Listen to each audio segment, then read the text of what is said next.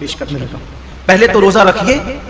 اب جو روزہ رکھتے ہیں ان کے لیے اس طرح رکھیے جیسے اللہ نے رکھنے کا حکم دیا. اب اللہ نے روزہ رکھنے کا حکم کیسے دیا؟ حدیث پاک میں آتا ہے کہ اللہ کے رسول صلی اللہ علیہ وآلہ وسلم فرماتے ہیں کہ بعض روزے دار ایسے ہوتے ہیں جن کو روزے میں بھوک اور پیاس کے سوا کچھ نصیب نہیں ہوتا. یعنی صرف وہ بھوکے اور پیاسے رہتے ہیں، بس ان کو کچھ ملنا نہیں ہے. وجہ اس لیے کہ انہوں نے جو حلال کھانا تھا، توجہ کرنا، جو حلال کھانا تھا، جیسے کھانا حلال ہے نا، پانی بھی حلال ہے، مغرب بعد تو کھا سکتے ہیں نا، وہ تو حلال ہی ہے. صبح صادق سے پہلے کھا سکتے ہیں، حلال ہی ہے. لیکن روزہ رکھنے کی نیت کرنے کی وجہ سے وہ حرام ہو گیا تو رک گئے کھانے پینے سے. لیکن جس کھانا جو حلال تھا روزے سے پہلے اور روزے کے بعد، وہ روزے کی حالت میں تو ہم رک گئے کھانے پینے سے، فریج بھری ہوئی ہے پھلوں سے، رک گئے ہیں، کچن بھرا ہوا ہے کھانے سے، رک گئے ہیں. مگر گالی تو ہمیشہ حرام ہے. کیا روزے میں لوگ گالی سے بھی رکے؟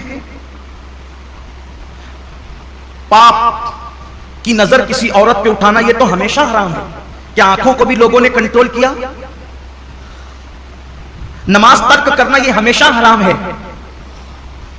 نماز کو چھوڑ دینا یہ ہمیشہ حرام ہے. کیا لوگ روزے کی حالت میں نماز کے پابند ہوئے؟ بے شمار روزے دار ہیں جو نیند سے اٹھتے ہیں، بستر پہ سحری کھاتے ہیں، وہی سو جاتے ہیں. یہ کون سا روزہ ہے جس میں کوئی نماز ہی نہیں ہے؟ یہ کون سا روزہ؟ روزے کے متعلق میرے آقا صلی اللہ علیہ وآلہ وسلم کے فرمان کا مفہوم ہے روزہ وہ ہے صحیح معنی میں. کون سا روزہ؟ جو آنکھ کا بھی روزہ ہو، جو زبان کا بھی روزہ ہو، جو کان کا بھی روزہ ہو، جو ہاتھ کا بھی روزہ ہو، جو پیر کا بھی روزہ ہو. آنکھ کا روزہ یہ ہے کہ جن چیزوں کو اللہ نے حرام کر دیا روزے کی حالت میں انہیں نہ دیکھو. یہاں تو روزے میں لوگ گیم کھیلتے بیٹھے ہوئے، دیکھ لیجیے، ٹائم پاس کر رہے ہیں. کیوں بھائی گیم کھیلتے ہو؟ تسبیح کیوں نہیں پڑھ سکتے؟ یہ تو مہینہ تسبیح اور تلاوت کا ہے، درود شریف کا ہے. اچھا یہ تو گیم کھیلنے، اس میں کوئی تصویر تو نہیں ہے، یہ حرام تو نہیں ہے. اسلام میں وقت ضائع کرنا ہی حرام ہے، تضییع اوقات حرام ہے اسلام کے اندر. گیم کھیلنا موبائل پر یہ حرام ہے. حالت روزہ میں یہ کون سا حرام کام لوگ لے کے بیٹھ گئے؟ بچے گیم کھیل رہے ہیں، جوان گیم کھیل رہے ہیں، عورتیں گیم کھیل رہی ہیں، لگے ہوئے سب موبائل پر. تو روزہ رکھا تو کیا معاذ اللہ ہم نے احسان کیا کہ آپ گیم کھیلنے بیٹھ گئے؟ یہ روزہ تو نہیں ہو سکتا. کچھ لوگ سیریل دیکھتے ہیں روزے کی حالت میں، بلکہ یہ روحانی تربیت کا مہینہ ہے کہ جب آنکھوں سے پاپ نہیں ہوگا، کانوں سے ناجائز حرام چیزیں نہیں سنیں گے، ہاتھ سے کسی پہ ظلم نہیں کریں گے، زبان سے کسی کو گالی نہیں دیں گے، جھوٹ نہیں بولیں گے، غیبت نہیں کریں گے، پیر سے حرام جگہ چل کر نہیں جائیں گے، تو ایک مہینے کے اندر یہ روحانی تربیت ہوگی. تو جب رمضان شریف تو چلا جائے گا لیکن یہ نیک عادتیں انسان میں باقی رہ جائے گی. اس طریقے سے انسان کی زندگی بدل جائے گی. یہ مہینہ بدلنے کے لیے آتا ہے، یہ مہینہ انسان کو تبدیل کرنے کے لیے آتا ہے، یہ مہینہ انسان کی زندگی میں انقلاب برپا کرنے کے لیے آتا ہے. اب زبان جھوٹ بول ہی رہی ہے. کچھ لوگوں کا تو روزہ اس وقت تک مکمل ہی نہیں ہوتا جب تک وہ دو چار لوگوں سے جھگڑا نہ کریں. بڑا نازک ہوتا ہے کچھ لوگوں کا روزہ، یعنی ان کا دماغ چڑچڑا ہو جاتا ہے روزے کے اندر، اس سے لڑ، اس سے جھگڑ، اس کو گالی دے، اس سے یہ حالت ہوتی ہے. روزہ یہ نہیں. اللہ کے رسول علیہ السلام فرماتے ہیں اگر کوئی روزے کی حالت میں تم سے جھگڑا کرے تو اس کو کہہ دو کہ بھئی میں روزے سے، میں اپنا روزہ خراب نہیں کرنا چاہتا. روزے میں جھگڑا نہیں ہونا چاہیے، روزہ نہیں ہے. اب آپ کے سامنے بتاؤں، ایسا روزہ رکھو کہ کھانے پینے کے ساتھ آنکھ پہ بھی کنٹرول ہو، زبان پہ بھی کنٹرول ہو، ہاتھ پہ بھی کنٹرول ہو، پیر پہ بھی کنٹرول ہو، سوچ پر بھی کنٹرول ہو. اب ایسے روزے کا صلہ کیا ہے؟ تو اللہ خود فرماتا ہے روزہ میرے لیے ہے اور میں ہی اس کی جزا ہوں. یعنی ہر نیکی اور ہر نیک عمل کی جزا جنت ہو سکتی ہے، لیکن روزہ تنہا وہ عبادت ہے کہ آپ نے جس کا حق ادا کیا اس کا صلہ جنت نہیں بلکہ مالک جنت ہے. سوچے تو صحیح روزہ کیا چیز ہے.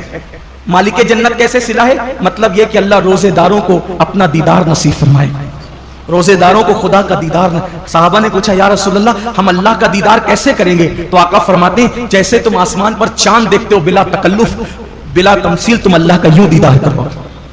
سوچئے حضور اتنے خوبصورت ہیں تو حضور کو بنانے والے رب کے حسن کا عالم کیا ہوگا. کائنات اتنی خوبصورت ہے تو کائنات کو بنانے والے رب کے حسن اور اس کے جمال کا عالم کیا ہوگا. تو اللہ کے لیے ایسا روزہ رکھو. اور پھر جاتے جاتے یہ مہینہ مواسات کا مہینہ، غم گساری کا مہینہ ہے، غم خاری کا مہینہ ہے. مواسات کا مطلب، غم گساری کا مطلب، غم خاری کا مطلب ایک دوسرے کا خیال رکھو، ایک دوسرے کا خیال رکھو. نمائشی طور پر نہیں، حقیقی طور پر. ایک دوسرے کا خیال رکھنے کا مطلب اگر کوئی حاجت مند نظر آئے اس کی حاجت کو پورا کرو، کوئی تکلیف میں نظر آئے اس کی تکلیف کو پورا کرو. بلکہ آپ مجھے یہ بتائیں کہ آخر اللہ رب العزت تو بے نیاز ہے، جن کے گھر کی فریجیں بھری ہے، کچن بھرے، ان کو بھوکا رہنے کا حکم کیوں دیا؟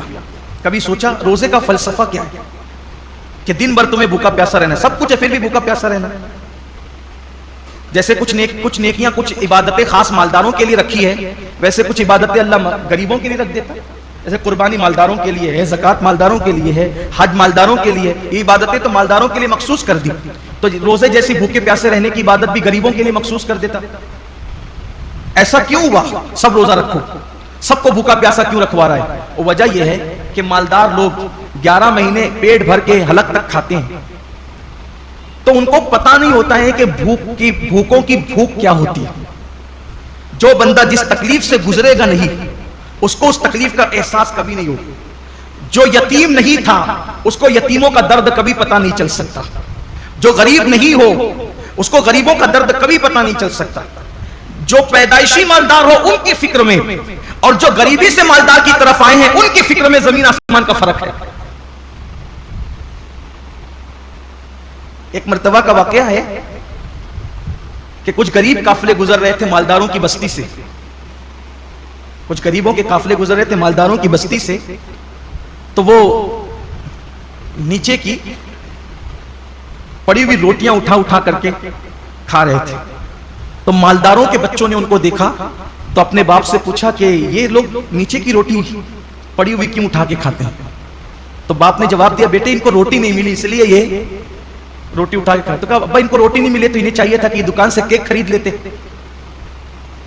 اب اس بچے کو کیا پتا کہ جنہیں روٹی نصیب نہیں وہ کیک کہاں سے خریدیں گے، لیکن اس کی سوچ تھی چونکہ وہ مالدار گھر میں پیدا ہے۔ تو جو غربت، اسی لیے اللہ نے اپنے محبوب صلی اللہ علیہ وآلہ وسلم کو یتیم پیدا فرمایا، اسی لیے اللہ نے اپنے محبوب صلی اللہ علیہ وسلم کی پرورش غریب گھر میں فرمائی۔ کیوں کہ محبوب کو ایسی غربت سے گزارو اور ایسی یتیمی سے گزارو، کیونکہ جو غریبوں کا ماں باپ اور یتیموں کا ملجا بنا کر بھیجا گیا ہو، جب تک اس منزل سے گزریں گے نہیں تو وہ حقیقی درد کا احساس جو ایک غریب کو غربت کی وجہ سے ہو سکتا ہے، ایک یتیم کو یتیمی کی وجہ سے ہو۔ اسی لیے تو اللہ کے رسول علیہ السلام یتیموں کو دیکھتے تھے تو آنکھوں میں آنسو آ جاتے تھے۔ کیوں؟ اس لیے کہ حضور خود یتیمی سے گزرے تھے، وہ در یتیم تھے۔ آقا فرماتے ہیں میں اس ماں کا بیٹا ہوں کہ میری ماں دھوپ میں سوکھا ہوا گوشت کھا کر کے زندگی گزارتی، اور میری ماں کو میں نے سوکھے ٹکڑے کھاتے ہوئے دیکھا۔ اللہ کے رسول علیہ السلام یہ فرماتے ہیں۔ تو یہ روزے جو رکھائے جاتے ہیں 1 مہینے تک، اس کی بہت ساری حکمتوں میں سے ایک حکمت یہ بھی ہے، 11 مہینے تک پیٹ بھر کر کھانے والوں ذرا 1 مہینے بھوکے رہ کر دیکھو کہ دنیا کے اندر جو قوم روٹی کے ٹکڑے کو ترس رہی ہے، آخر بھوک کس چیز کا نام ہے، تاکہ ان کی بھوک کا تمہیں احساس ہو۔ اور بھی حکمت ہے، لیکن ایک حکمت یہ بھی ہے کہ ان کی بھوک کا تمہیں احساس ہو۔ تو یہ مہینہ مواسات کا مہینہ ہے، حاجتیں پوری کرنے کا مہینہ ہے، تکلیفیں پوری کرنے کا مہینہ ہے۔ اللہ کے رسول علیہ السلام کا فرمان ہے، حدیث پاک میں آتا ہے کہ جو ماہ رمضان شریف میں اپنے کسی مومن بھائی کی صرف ایک حاجت پوری کر دے، ایک حاجت، اللہ تعالیٰ اس کی 10 لاکھ حاجتوں کو پورا فرمائے گا، اور اس کو گناہوں سے ایسے پاک کر دے گا جیسے وہ ابھی اپنی ماں کے پیٹ سے پیدا ہوا۔ اس لیے اگر اللہ نے آپ کو نوازا ہو دولت سے، اگر اللہ نے آپ کو نوازا ہو مال سے، اگر اللہ نے آپ کو خوشحال رکھا ہو، تو اپنے رشتہ داروں کا خیال کریں، اپنے گرد و پیش کا خیال کریں۔ میں تو صرف یہی عرض کرنا چاہتا ہوں کہ ہر آدمی اگر صرف اپنے رشتہ داروں کو سنبھال لے تو مسلمانوں کی غربت کا خاتمہ ہو جائے۔